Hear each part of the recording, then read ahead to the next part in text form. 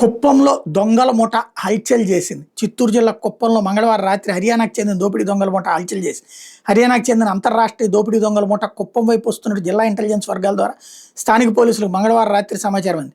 దీంతో Kuppam rural CI Mallesh Yadav, Gudipalli SI Srinivasulu తమ సిబ్బందితో కలిసి వాళ్ళని అడ్డుకునేందుకు బయలుదేరారు. కుప్పం పట్టణం వైపు వేగంగా వస్తున్న స్కార్పియో వాహనం స్థానిక వ్యవసాయ మార్కెట్ యార్డ్ దగ్గర పోలీసులు కనిపించింది. ఆ వాహనంలో దొంగల గ్యాంగ్ ఉందని నిర్ధారించుకున్న ఎస్ఐ శ్రీనివాసులు ఆపడానికి ప్రయత్నించారు. అందులోని ముఠా వాహనాన్ని ఆపకపోగా ఎస్ఐని ఆ వాహనంతో తొక్కించబోయారు. వెంటనే అప్రమత్తమైన కుప్పం రూరల్ సీఐ మల్లేష్ యాదవ్ కారులోని ముఠా మీద 2 కాల్పులు జరిపారు. ఈ కాల్పులో డ్రైవర్ తీవ్రంగా గాయపడ్డాడు. అయితే ఆ డ్రైవర్ మాత్రం వాహనాన్ని ఆపకుండా వెనక్కి మళ్ళించి తిరుపత్తూరు మార్గంలోకి తిప్పాడు. పోలీసులు మరో వాహనంలో దొంగలని వెంబడించారు.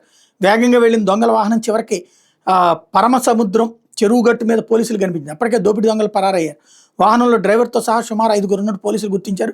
డీఎస్పీ పార్థసారథి ఆధ్వర్యంలో Kuppam rural CI Mallesh Yadav, urban CI శంకరయ్యలతో పాటు కుప్పం పోలీస్ డివిజన్ సిబ్బంది మొత్తం మంగళవారం రాత్రి నుంచి దొంగల ముఠా కోసం విస్తృతంగా గాలింపు మొదలుపెట్టారు. బుధవారం కూడా గాలింపు కొనసాగింది. ఆ గ్యాంగ్ను త్వరలోనే పట్టుకుంటామని చెప్పారు.